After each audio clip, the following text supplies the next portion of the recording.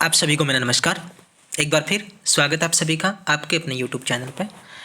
हम education psychology chapter 2 अधिगम का जो टॉपिक है वो पढ़ रहे थे। उससे संबंधित जो प्रीवियस ईयर क्वेश्चन पेपर में जो क्वेश्चन आए हुए हैं इंपॉर्टेंट क्वेश्चन, वही हम क्वेश्चन सीरीज़ कर रहे थे टॉपिक अनुसार।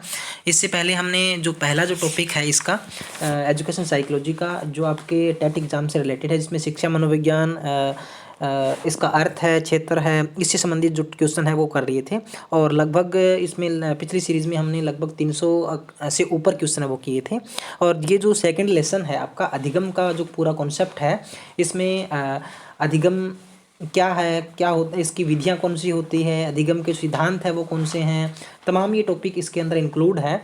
और अधिगम की जितनी भी जो लर्निंग की जो थ्योरियाँ हैं, learning of transfer of learning है, फैक्टर है इसके, तो वो सारी चीज़ें इसके अंदर लगभग हैं। तो इसके पिछली वीडियो में भी हमने इसके 50 क्वेश्चन किए थे, और आज की क्लास में हम 50 से आगे के क्वेश्चन है वो लगभग करेंगे। और इस जो चैप्टर में भी लगभग 300 प्लस क्वेश्चन वो रहने वाले हैं।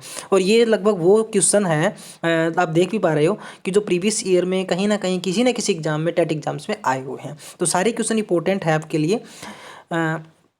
तो चलिए, इसका जो 51 क्वेश्चन है, लगभग 50 क्वेश्चन जो है हमने यहाँ तक, इसका 50वां क्वेश्चन है वो हमने पिछली क्लास में कर लिया है। तो अगर आपने नहीं देखा है तो प्लीज़ वो भी देख लीजिए अगर आपको आवश्यकता है तो। मैं ये नहीं कहता कि आप मतलब पूरी देखिए इसको। जहाँ आपको लगता है कि ये हमारे लिए ठीक नहीं है, या मतलब ये क्वेश्चन हमको मैंने पढ़ लिए हैं कहीं से भी, या इसकी प्रैक्टिस हमारी है, तो आप जो बाकी आपकी चीज़ें हैं उनकी तैयारी आप कर सकते हो। जिन बच्चों ने नहीं देखा है, जिनको प्रैक्टिस की ज़रूरत है, जिनके टॉपिक या कॉन्सेप्ट जिनके क्लियर है, तो वो बच्चे इसको देख सकते हैं। चलिए, पहला जो हमारा क्वेश्चन है वो शुरू करते हैं। अधिगम के मानवतावादी सिद्धांत की प्रतिपादक कौन है? देखिए, इसमें कई क्वेश्चन ऐसे होते हैं जिनके ऊपर डिस्कस करने से कोई फ़ायदा नहीं होता, क्योंकि वो मोस्टली वो चीज़ें होती है जो याद करनी होती है। तो इसमें जो हमारा जो आंसर रहेगा वो आंसर डी रहेगा, कार्ल रॉजर्स। ठीक है। अगला क्वेश्चन है, अधिगम स्थानांतरण का सबसे पुराना सिद्धांत कौन सा है? समतात्विक, समतात्विक, मानसिक शक्ति का सिद्धांत, बहुतात्विक सिद्धांत, इनमें से कोई नहीं। तो 52 का सही आंसर हो जाएगा मानसिक शक्ति का सिद्धांत। ठीक है। अगला क्वेश्चन देखिए, लेविन के अनुसार व्यवहार व्यक्ति तथा वातावरण का, वातावरण तथा व्यक्ति तथा वातावरण कार्य है। इन्होंने इस सिद्धांत में इस बात को महत्व दिया, यानी कौन सी बात को महत्व दिया है? यानी देखिए, जो इसका पूरा नाम आपको पता है, कुर्ट लेविन है। और कुर्ट लेविन ने एक सिद्धांत दिया था, क्षेत्र का सिद्धांत या क्षेत्रीय सिद्धांत। इसका आंसर भी यही हो जाएगा। ठीक है। अगला है, संप्रेषण से आशय क्या है? ठीक है। संप्रेषण का मतलब कम्युनिकेशन होता है, विचारों का आदान प्रदान होता है। तो ऑप्शन बी इसमें सही रहेगा। पहला ऑप्शन मनोरंजन है, तीसरा इच्छा पूर्ति है, और उपयुक्त दोनों। तो यहाँ दोनों के चक्कर में आप जो है वो ये लगभग ये करके आते हैं बच्चे, लेकिन इसका सही आंसर विचारों का आदान प्रदान ही होता है। तो संप्रेषण का मतलब कतई है या बिल्कुल भी मनोरंजन नहीं होता। यानी संप्रेषण का मतलब है मनोरंजन नहीं होता, बल्कि क्या होता है, विचारों का आदान प्रदान होता है। ठीक है। तो ये इसका सही आंसर रहेगा। अगला है, बालकों को सीखने के लिए सर्वाधिक उत्तम मनोविज्ञान की विधि कौन सी है? ठीक है। सिखाने के लिए तो इसका निरीक्षण विधि है वो सबसे उत्तम इसकी विधि माना गया है। ठीक है। जो हमारी ज्ञानेंद्रियां हैं उनके द्वारा सीखना अलग अलग माध्यम से। अगला है, स्वामित्व अधिगम विधि का प्रतिपादक किसने किया था? स्वामित्व अधिगम जो विधि है उसके प्रतिपादक कौन है? तो ऑप्शन इसका ए सही रहेगा, ब्लूम है। आगे है, बालक के चारित्रिक विकास के स्तर है, पुरस्कार एवं दंड, सामाजिक मूल प्रवृत्ति, सभी। 57 का जो आंसर है वो डी सही हो जाएगा आपका, यानी पुरस्कार भी है, मूल प्रवृत्तियां भी है, और सामाजिकता भी इसका आंसर होगा। सारे ऑप्शन इसके सही हैं। 58 देखिए, शिक्षण में या शिक्षा में शिक्षण मशीनों और कंप्यूटर निर्देशित विधियों को उपयोगी बनाने में किस सिद्धांत की देन है? तो इसमें सूझ का सिद्धांत है वो ज़्यादा उपयोगी रहता है। तो इसकी सूझ के सिद्धांत की समझ की जो है वो उपयोगिता ज़्यादा रहती है। तो इसका डी ऑप्शन आ जाएगा भी 52 का। ठीक है। अगला है 59 का। देखिए, व्यवहार के कारण व्यवहार में परिवर्तन ही अधिगम है। तो यहाँ जो ये जो परिभाषा है ये किसकी है, ये पूछा गया है। ठीक है। तो ये लगभग क्वेश्चन पहले आए हुए हैं, तो मैं आपको इनके ऑप्शन दिखा देता हूँ। इनका जो ऑप्शन है वो आपके सामने है, थॉर्नडाइक, गेट्स, स्किनर, गिलफोर्ड। ठीक है। तो 59 का जो सही आंसर है वो ऑप्शन डी हो जाएगा, गिलफोर्ड। ठीक है। यानी व्यवहार में परिवर्तन ही सीखना है, तो ये गिलफोर्ड के द्वारा कही गई बात है। अगला क्वेश्चन देखिए,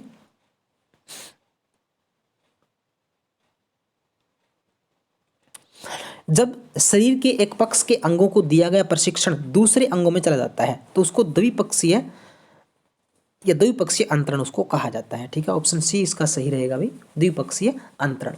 अगला है शिक्षा एक त्रिमुखी प्रक्रिया है, कथन किसका है?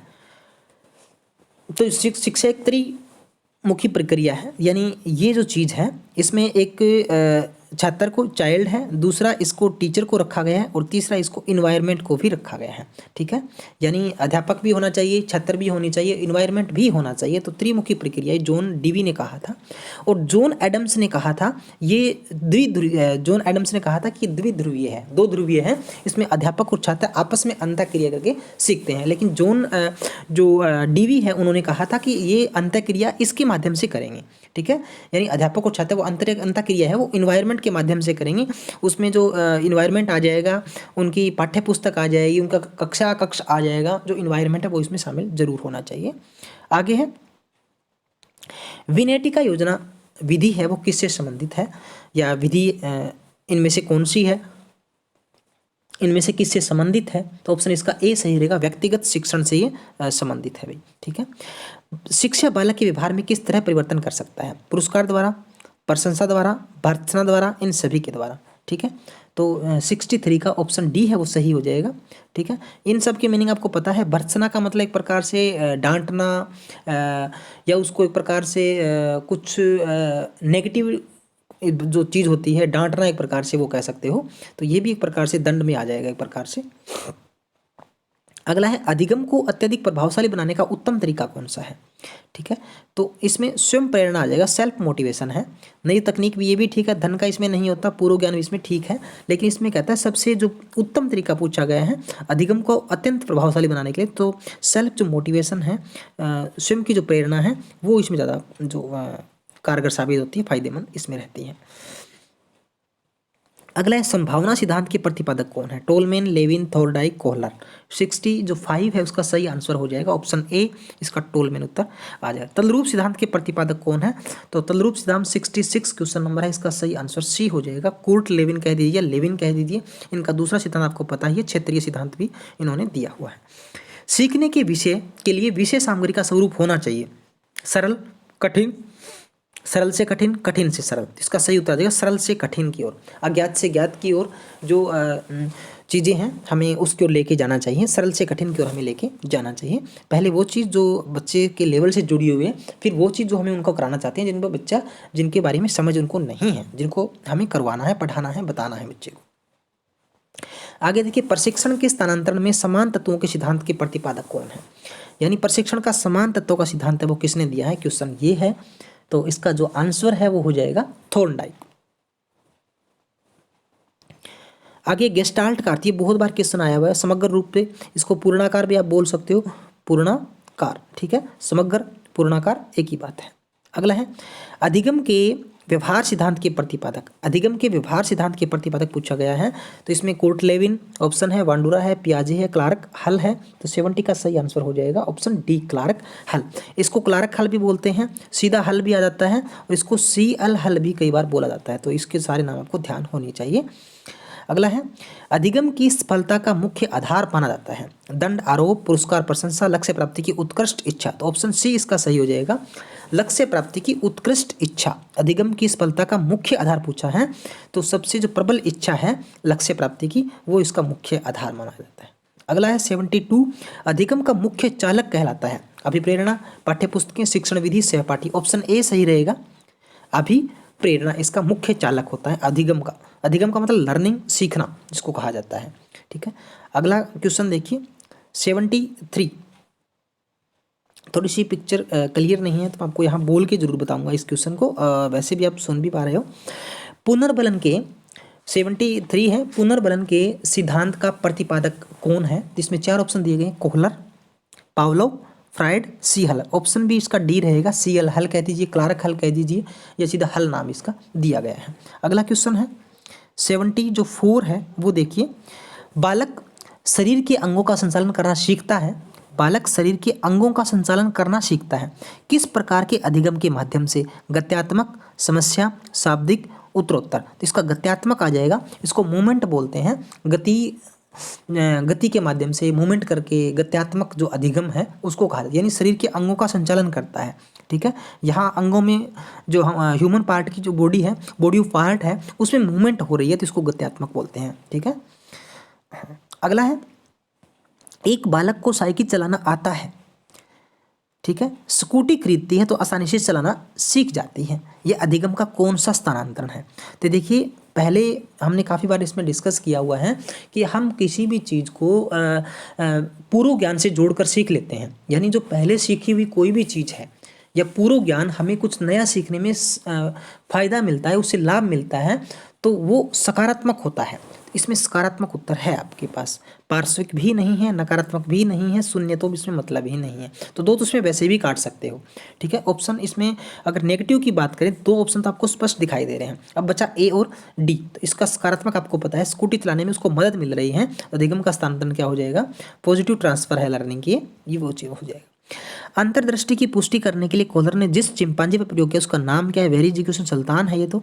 अगला क्वेश्चन देखिए, वैचारिक क्रिया अवस्था होती है, ठीक है, वैचारिक यानी विचारों को समझने की या विचार करने की जो क्रिया है वो कौन सी होती है? तो 7 से 12 वर्ष की जो उम्र है उसको वैचारिक क्रिया का नाम भी दिया गया है। ठीक है, और ये सारी की सारी अवस्थाएं आपको पता है, जीन पियाजे की जो अवस्थाएं हैं संज्ञानात्मक विकास की, वो होती है। ठीक है, और 7 से 12 की या 7 से 11 इसको नाम ज़्यादा दिया जाता है। 7 से 11 जो वर्ष है या 7 से 12 भी कई बार आ जाता है, तो ये जो मूर्त संक्रियात्मक अवस्था है, विचारों की जो थिंकिंग की जो अवस्था है वो उसको कहा जाता है, चिंतन की जो अवस्था है।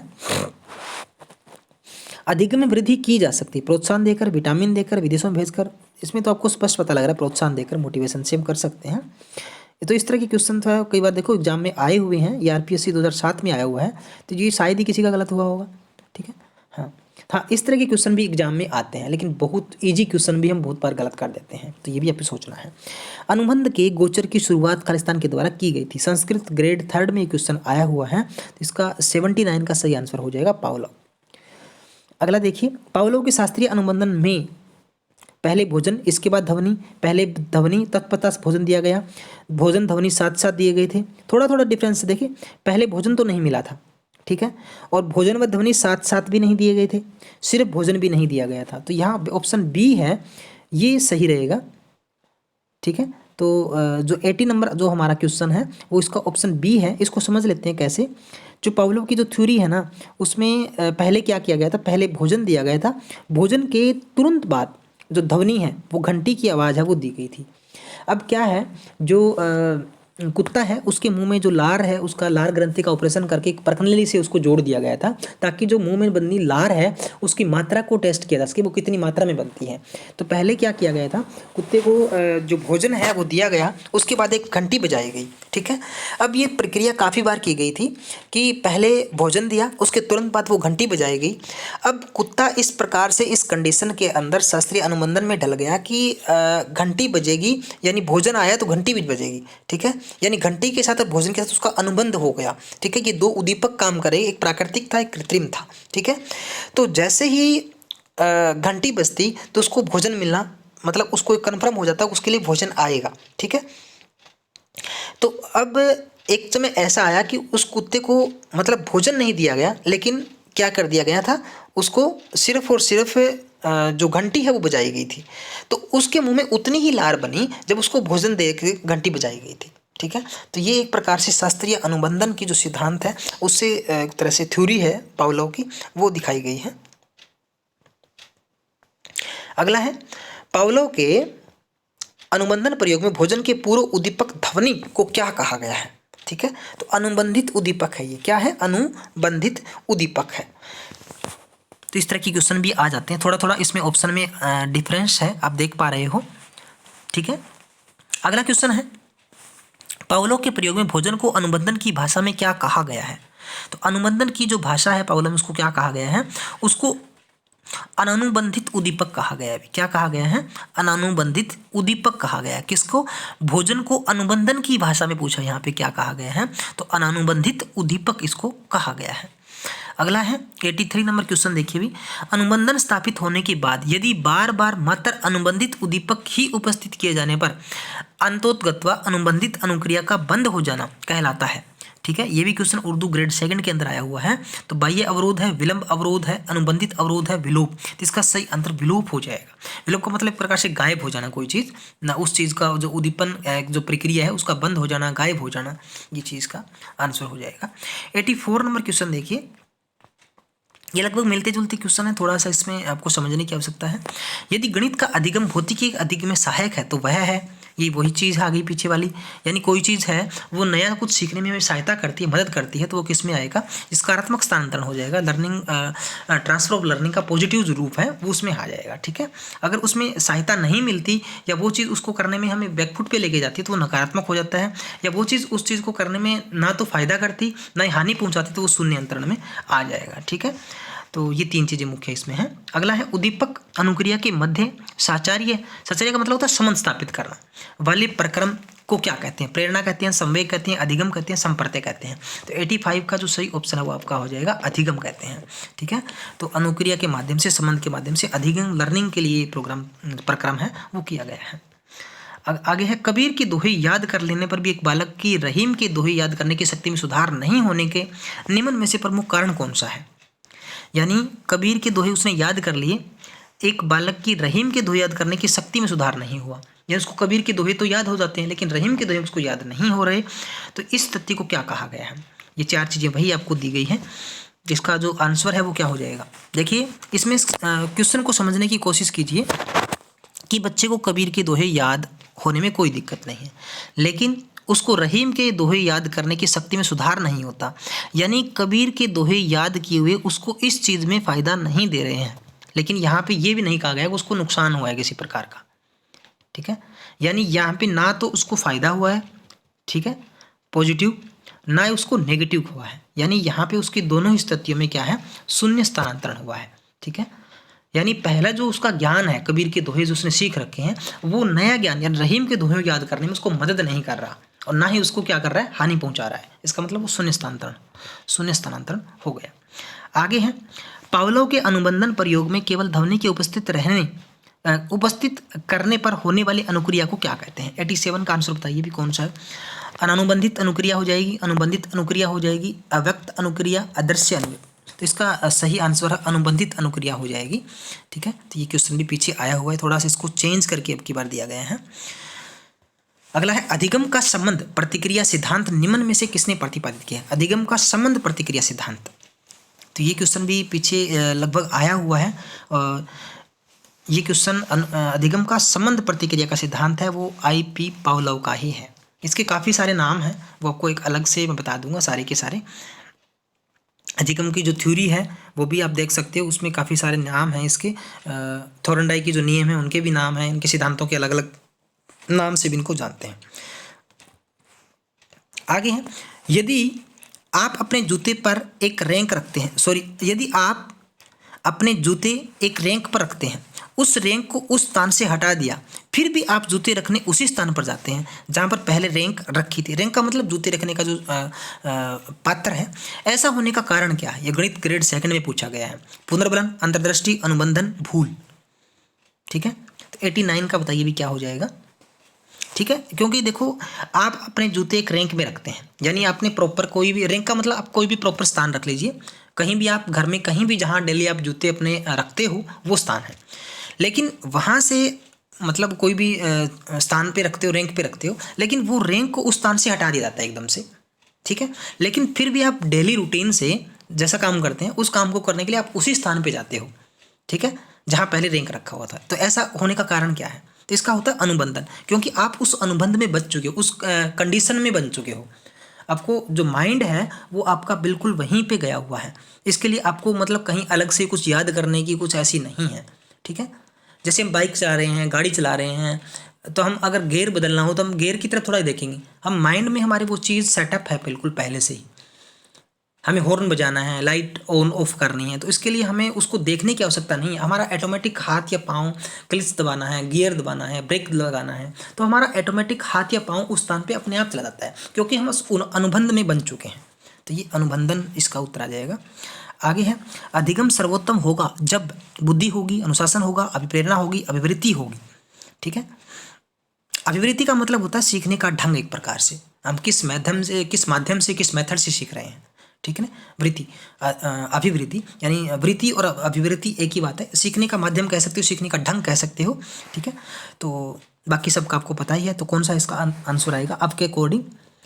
देखिए, अधिगम सर्वोत्तम होगा। अधिगम का मतलब सीखना। सबसे अच्छा हम कब सीख सकते हैं? अभिप्रेरणा, ठीक है। हम उस चीज़ को करने के लिए मोटिवेट, या हमारे अंदर मोटिवेशन है या नहीं है, या उस चीज़ को करने के लिए हम कितने तैयार हैं, प्रेरित कितने हैं उस चीज़ को करने के लिए, ठीक है। यानी इच्छा शक्ति है या नहीं है, तो वो चीज़ इसमें काम आएगी। ऑप्शन सी अभिप्रेरणा इसका हो जाएगा। अगला है, निम्न में से कौन सा कथन अधिगम की प्रक्रिया को उचित ढंग से प्रस्तुत करता है? व्यवहार में परिवर्तन, यानी अधिगम हुआ है या नहीं, इस ढंग को कौन व्यक्त करता है? सामाजिक व्यवहार में परिवर्तन, कक्षा कक्ष में अधिगम, संवेदनाओं में परिवर्तन। तो आई होप अब इसका आंसर आपने लगभग पता लगा ही लिया होगा। व्यवहार में परिवर्तन अगर हुआ है उसका मतलब अधिगम है, ठीक है। तो सामाजिक व्यवहार में परिवर्तन, ये भी व्यवहार में परिवर्तन का ही है। कक्षा कक्ष में अधिगम, इसका मतलब यहाँ हमें ये पता नहीं लग रहा कि व्यवहार में परिवर्तन हुआ है या नहीं, यानी चेंज आया है या नहीं। संवेदनाओं में परिवर्तन, यहाँ मतलब परिवर्तन व्यवहार में हुआ है, ठीक है। तो यहाँ व्यवहार में परिवर्तन है, ये मुख्य इसमें आ जाएगा। अगला है, साइकिल चलाने वाला स्कूटर चलाना शीघ्र ही सीख लेता है। यह है शून्य स्थानांतरण, लंबवत स्थानांतरण, ऋणात्मक स्थानांतरण, धनात्मक स्थानांतरण। तो 92 का बताइए भी क्या हो जाएगा? अब देखिए, साइकिल चलाने वाला स्कूटर चलाना सीख लेता है, मतलब उसको पहले जो चीज़ की है वो नई चीज़ सीखने में उसको क्या कर रही है? फायदा पहुंचा रही है, लाभ दे रही है, मतलब पॉजिटिव आ जाएगा। सकारात्मक कह सकते हो, उसको धनात्मक भी कह सकते हो, एक ही बात है, ठीक है। यहाँ सकारात्मक की बजाय धनात्मक नाम इसमें दे दिया। तो आई होप आप समझ गए होंगे इस क्वेश्चन का मतलब भी। हाँ जी, चलिए आगे देखते हैं। हल सिद्धांत किस प्रक्रिया से संबंधित है? ये सामाजिक विज्ञान एसएस का जो पेपर था ग्रेड 2 में, ये 2010 में आया हुआ है। तो ऑप्शन आपके सामने है 93 का, बताइए भी कौन सा होगा? हल सिद्धांत से या किस प्रक्रिया से संबंधित है? सीखने की व्याख्या के सबलीकरण से यह संबंधित रखता है भी। ऑप्शन बी इसका सही हो जाएगा। अगला है, कोहलर ने अधिगम संबंधी प्रयोग किए हैं चिंपांजी पर, कुत्ते पर, बिल्ली पर, कबूतर पर। आई होप सब जानते हैं। चिंपांजी नाम क्या था? सुल्तान, पहले भी आया हुआ है। वेरी इजी क्वेश्चन है, इस तरह के क्वेश्चन तो गलत नहीं होना चाहिए। क्वेश्चन फिर आ गया, गेस्टाल्ट का अर्थ क्या है? तो पूर्णाकार है।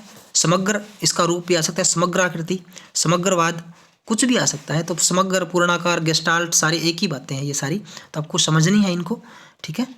हाँ, सीखने का अंतर्दृष्टि सिद्धांत किसका है वे? 96 का बताइए भी। तो ये सीखने का अंतर्दृष्टि सिद्धांत गेस्टाल्टवादियों का है। समग्रवाद, पूर्णाकार, पूर्णावाद, समग्रवाद, गेस्टाल्ट, कुछ भी आ सकता है। सारी चीज़ें वही रिपीट हो रही है बार बार। गेस्टाल्टवादियों के प्रतिपादक कौन है? तो इसके वर्दिमर, कोफका और कोहलर 3 थे। तो किसी का नाम भी आ जाए तो आपको याद रखना है, वर्दिमर, कोफका, कोहलर 3 थे भाई, ठीक है। अगला देखिए, अधिगम के प्रक्रम में अभिप्रेरणा, यूपी टेट में आया हुआ क्वेश्चन है 2011 में, ग्रेड 3 में भी शिक्षक भर्ती में 2012 में पेपर में आया हुआ है। अधिगम के प्रक्रम में अभिप्रेरणा ये क्या होती है अभी, ठीक है। सीखने वाले स्मृति को तेज बनाता है, पुराने अधिगम से नए अधिगम को विभेदित करता है, एक दिशीय रूप में सोचने, दिशीय का मतलब एक ही दिशा में सोचने में सीखने वाले को प्रस्तुत करता है, नए सीखने वालों में अधिगम के लिए रुचि का सर्जन करता है। अधिगम के प्रक्रम में अभिप्रेरणा, ठीक है। तो आइडिया तो आपको लग गया होगा क्वेश्चन किस प्रकार का है। तो ये ऑप्शन डी सही हो जाएगा। नए सीखने वाले में अधिगम, लर्निंग के प्रति इंटरेस्ट जो पैदा करना, रुचि का सृजन करना, मतलब रुचि का निर्माण करना, रुचि पैदा करना एक प्रकार से, तो वो इसमें।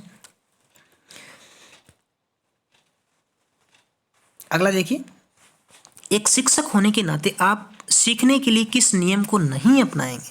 क्या है? नहीं अपनाएंगे। शिक्षक होने के नाते आप अधिगम के लिए किस नियम को नहीं अपनाएंगे? आरपीएससी ग्रेड 2 में पेपर में आया हुआ है। आंशिक क्रिया का नियम, तत्परता का नियम, अभ्यास का नियम, प्रलोभन का नियम। आई होप इसका आंसर भी आपको पता होगा, क्योंकि अधिगम के नियमों की बात कर रहा है यहाँ पे, डायरेक्ट या इनडायरेक्ट रूप से कहीं ना कहीं आपको ये बताने की कोशिश कर रहा है कि इनमें से कौन सा अधिगम का नियम नहीं है, ठीक है। अधिगम के किस नियम को नहीं अपनाएंगे? तो अधिगम के थॉर्नडाइक ने 8 नियम टोटल बताए थे। 3 इसके मुख्य नियम है और 5 गौण नियम है। तो आपको 8 इसके नियम पता होंगे, तभी हम बता पाएंगे प्रलोभन का नियम कहीं नहीं था, ठीक है। तो ये कोई नियम नहीं है अधिगम का। आई होप समझ गए होंगे। Very easy. चलिए आगे देखते हैं। अधिगम के निम्न सिद्धांतों में से किस में प्रतिक्रिया होने पर पुनर्बलन देने का सुझाव दिया गया है? ग्रेड 2 में आया हुआ अंग्रेजी के ये। संबंध प्रतिक्रिया सिद्धांत, शूज का सिद्धांत, चालक न्यूनता सिद्धांत, क्रिया प्रसूत सिद्धांत। 100वां क्वेश्चन है भी आपका, ऑप्शन डी इसका सही रहेगा, क्रिया प्रसूत सिद्धांत।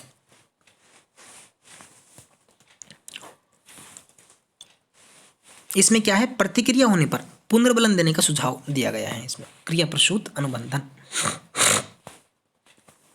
आगे देखिए भी, क्रिया प्रसूत अनुबंधन के सिद्धांत का शिक्षकों के लिए निम्नलिखित में से निहितार्थ है। निहितार्थ का मतलब फायदेमंद है, उपयोगी है, लाभदायक है, या किस में इसका निहित वो है, भलाई निहित है, कुछ भी कह लीजिए।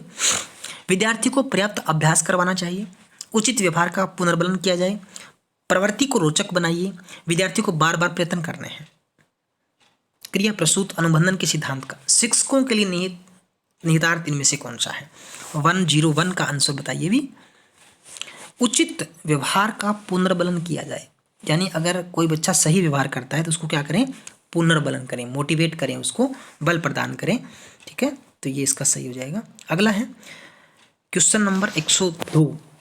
सक्रिय अनुबंधन या सक्रिय अनुक्रिया अनुबंधन सिद्धांत के अंतर्गत अधिगम संबंध है। तो इसके ऑप्शन में आपको बता देता हूं यहीं पे। पहला है उद्दीपक, उद्दीपक उद्दीपक आ जाएगा, पहला तो है उद्दीपक और उद्दीपक।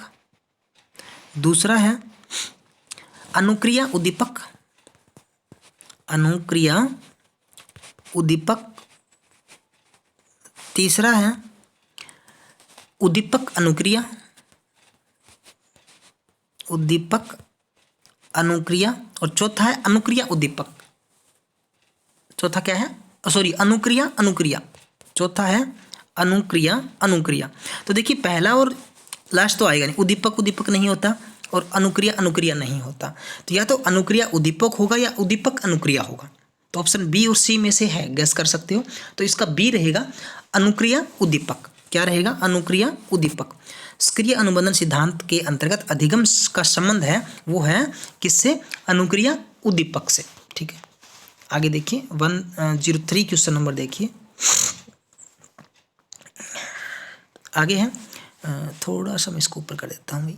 हाँ, अभिक्रमित अधिगम सामग्री में व्यक्तिक भिन्नताओं का ध्यान रखा जाता है। इसकी पुष्टि इस बात में होती है कि, तो 103 का ऑप्शन देखिए, विद्यार्थी अपनी गति से सीख जाते हैं, सामग्री बहुत रोचक होती है, सामग्री को आसानी या आसान ढंग से प्रस्तुत किया जाता है, सामग्री बहुत आकर्षक होती है, व्यक्तिक भिन्नताओं का ध्यान रखा जाता है। इसमें देखिए विद्यार्थी अपनी गति से सीख सकते हैं। अगर व्यक्तिक भिन्नता का हम ध्यान रखेंगे तो क्या है, हर बच्चा अपने तरीके से उस चीज़ को सीख सकता है।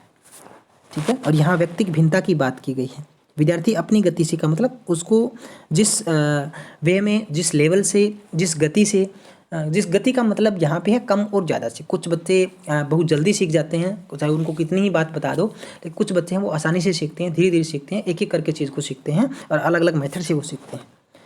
तो आगे है, सुल्तान नामक चिंपैंजी में पर परीक्षण करने वाले वैज्ञानिक का नाम बताइए। फिर उसको उलट कर पूछा गया क्वेश्चन को, तो 104 का जो आंसर है वो हो जाएगा आपके लिए बी, कोहलर।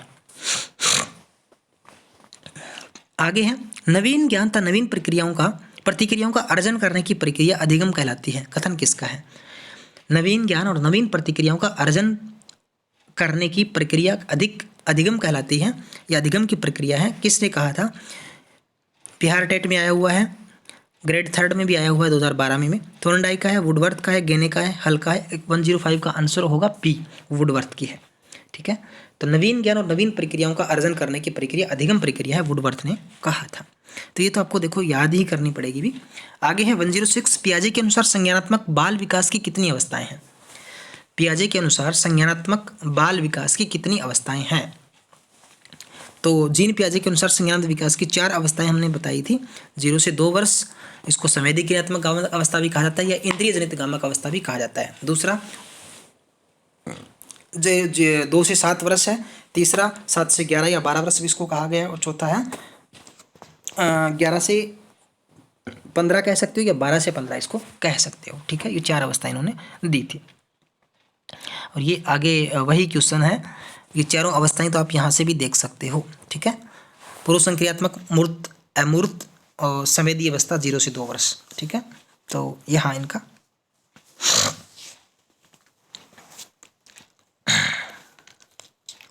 अगला है, इसमें ये क्वेश्चन थोड़ा सा अलग करके पूछा गया है। तो क्वेश्चन है, पियाजे के अनुसार बच्चा अमूर्त स्तर पर चिंतन, यहाँ पे जो अमूर्त की बात अगर करते हैं तो इसमें अमूर्त नाम वैसे ऑप्शन में नहीं दिया गया है, तो औपचारिक संक्रियात्मक जो अवस्था है ना, उनको अमूर्त कहा गया है, ये आपको ध्यान रखना है।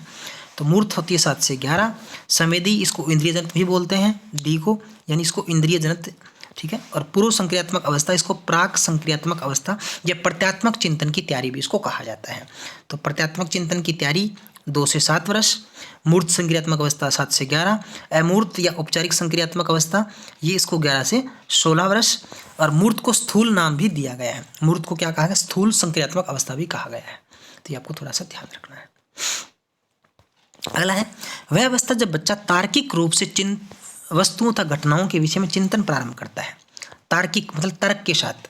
तो 108 का जो आंसर है वो हो जाएगा। यहाँ क्वेश्चन को देखो, वह अवस्था जब बच्चा तार्किक रूप से वस्तुओं एवं घटनाओं के विषय में चिंतन प्रारंभ करता है, चिंतन प्रारंभ करता है, तो इसका सही आंसर हो जाएगा पूर्व संक्रियात्मक अवस्था। और इसकी जो एज है पूर्व संक्रियात्मक अवस्था की वो है 2 से 7 वर्ष। कितनी है? 2 से 7 वर्ष। सीटेट में भी आया है, यूपीटेट में भी आया है, ग्रेड 3 में भी ये आया हुआ है। निम्नलिखित में से कौन सा कथन सत्य है? ठीक है, घोड़े को तालाब तक ले जाया जा सकता है और उसको पानी पीने के लिए बाध्य किया जा सकता है। क्या पूछा है? सत्य कौन सा है? क्या ये सत्य है?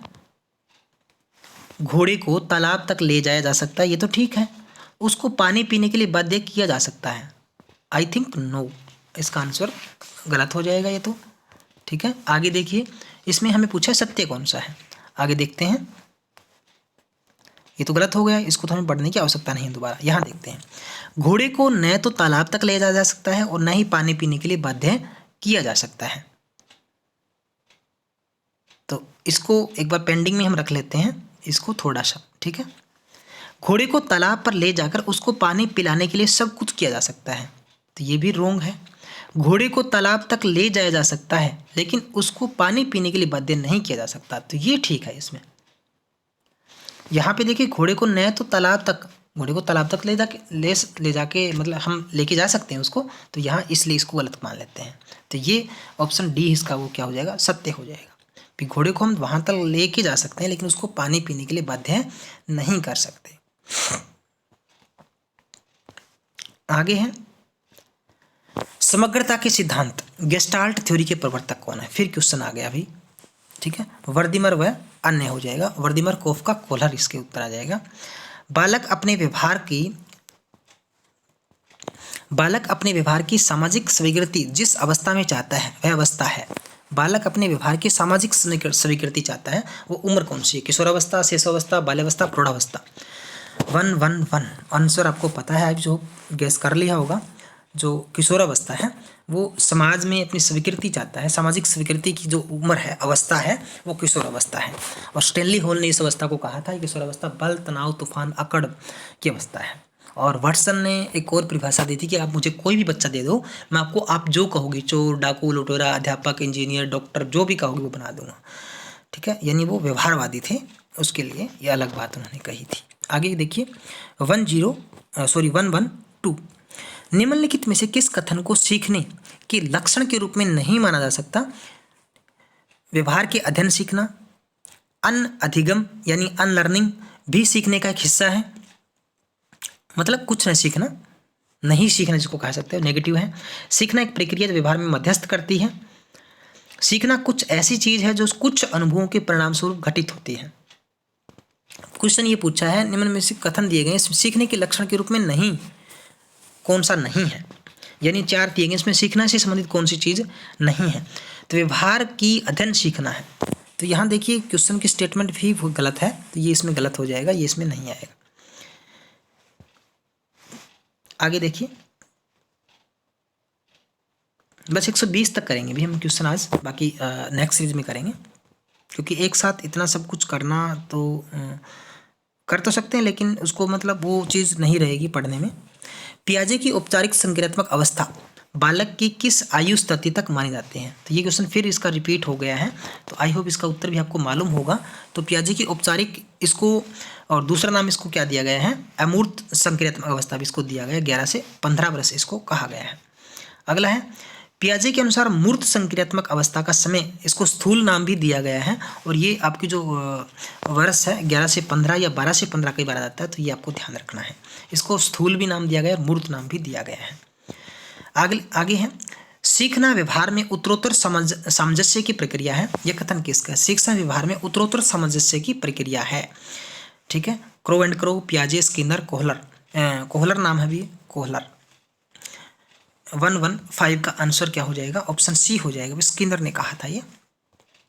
अगला है सीखने का क्लासिकल कंडीशन सिद्धांत किसने प्रतिपादित किया है। क्लासिकल कंडीशनिंग सिद्धांत है वो किसने दिया था, लर्निंग का, अधिगम का, सीखने का। तो 116 का आंसर हो जाएगा आपका बी, पावलोव। क्लासिकल कंडीशनिंग का सिद्धांत है वो किसने, पावलोव के द्वारा दिया गया। आगे है बार बार दोहराने से अधिगम को बढ़ावा मिलता है। बार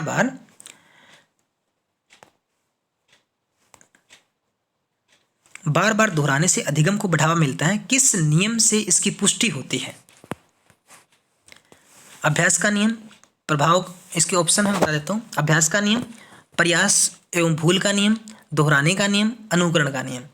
तो देखिए बार बार दोहराने से इसको अभ्यास बोलते हैं। क्या बोलते हैं, अभ्यास। तो ये अभ्यास का नियम हो जाएगा। इसमें दोहराने का नियम दे रखा है, दोहराने का कोई नियम नहीं है। ठीक है, प्रयास का नियम है, अनुकरण का नियम भी है, लेकिन यहाँ अभ्यास की बात हो रही है। अभ्यास और दोहराने दो ऑप्शन दिए हुए हैं, तो अभ्यास का नियम इसका सही उत्तर हो जाएगा। ठीक है, आगे है ये इसके ऑप्शन है भी, आप अगर ऑप्शन देखना चाहें तो।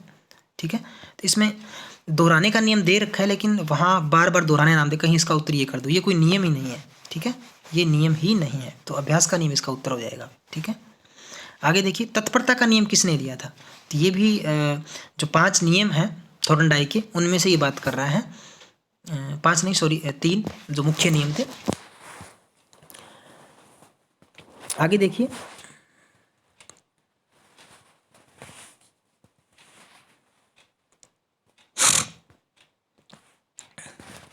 जब पूर्व का अधिगम मतलब पहले का सीखा हुआ नई स्थिति के सीखने का बिल्कुल प्रभावित नहीं करता, बिल्कुल प्रभावित नहीं करता, तो क्या कहलाएगा, अधिगम का शून्य स्थानांतरण, अधिगम निरपेक्ष, अधिगम का सकारात्मक, नकारात्मक। अगर इस क्वेश्चन में हम नेगेटिव चीज़ देखें, ठीक है भाई, हम इसको उत्तर को नेगेटिव लेके कैसे चल सकते हैं, भी कौन सा इसमें ऑप्शन नहीं होगा। ठीक है, इसमें यह पूछा गया कि पहले सीखा हुआ जो चीज़ है उसको नई स्थिति में सीखने में बिल्कुल भी प्रभावित नहीं करता। ठीक है, तो ये देखिए सकारात्मक भी नहीं है। ठीक है, इसको नकारात्मक माने कि ना माने, क्या इसमें ये कहा है कि जो नया ज्ञान को सीखने में वो मतलब मदद नहीं करता, लेकिन क्या वो उस चीज़ को करने में हानि पहुंचा रहा है, ये भी तो नहीं कहा गया ना, तो ये भी इसका नहीं होगा, ये भी नहीं होगा। अब निरपेक्ष, अधिगम का निरपेक्ष स्थानांतरण, निरपेक्ष क्या होता है, बिना पक्ष, जिसमें किसी प्रकार का पक्ष ना लिया गया हो। और ये कहा था शून्य स्थानांतरण, तो इसमें शून्य स्थानांतरण आ जाएगा, यानी जब पूर्व ज्ञान है वो नए ज्ञान में को प्रभावित नहीं करता। इसका मतलब उसका जो लर्निंग ऑफ ट्रांसफ़र है वो किस प्रकार का हो जाएगा, वो हो जाएगा जीरो ट्रांसफ़र हो जाएगा। इसमें किसी प्रकार का ट्रांसफ़र नहीं हो रहा, ना पॉजिटिव हो रहा ना नेगेटिव हो रहा, तो यहाँ किसी प्रकार की बात नहीं की गई है, तो इसका मतलब ये जीरो लर्निंग इसको बोल सकते हो। आगे मनोविश्लेषणवाद सिद्धांत के प्रवर्तक कौन है, वेरी इंपॉर्टेंट क्वेश्चन है, सिगमंड फ्राइड इसके रहेंगे। ठीक है, और सिगमंड फ्राइड के बारे में बाकी बात भी हम करेंगे। तो काफ़ी अच्छा क्वेश्चन निकल के आया काफ़ी देर के बाद। ये मनोविश्लेषणवादी सिद्धांत के प्रवर्तक कौन है, सिगमंड फ्राइड है। ठीक है, तो ये भी आपको याद रखने वाला बात है। इसके जो बाकी क्वेश्चन हम नेक्स्ट सीरीज में करेंगे। आशा करता हूँ आपके लिए ये वीडियो, ये जो इतने क्वेश्चन है प्रैक्टिस सीरीज है वो यूज़फुल रहेगी। और जो मोस्टली ये वो क्वेश्चन है जो प्रीवियस ईयर क्वेश्चन पेपर में, चाहे सीटेट हो, चाहे स्टेट हो, UP TET, Bihar TET, REET के एग्जाम में, तो क्वेश्चन ये बार बार रिपीट हो रहे हैं। तो ये सीडीपी लगभग पार्ट वही होते हैं, टॉपिक इसमें वही हैं, तो क्वेश्चन इधर से उधर हो जाते हैं, कभी किस एग्जाम में पूछ लिए, तो आप इनकी प्रैक्टिस है वो कर सकते हो किसी भी एग्जाम के लिए, टेट एग्जाम्स के लिए। Thank you.